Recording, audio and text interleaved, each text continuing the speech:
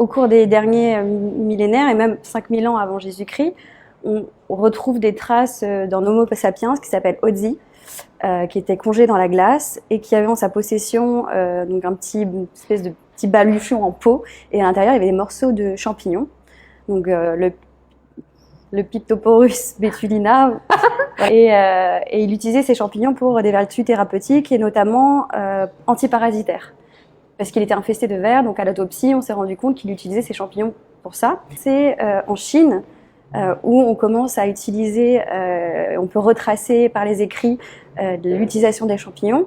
Ce qu'il faut savoir aussi en Chine, c'est que 270 espèces de champignons sont inscrits dans leur pharmacopée, donc l'utilisation des plantes médicinales, les écrits qui retracent ces utilisations-là. Et donc au cours de notre évolution, les champignons ont toujours fait partie soit de notre bol alimentaire, soit des pharmacopées de l'époque.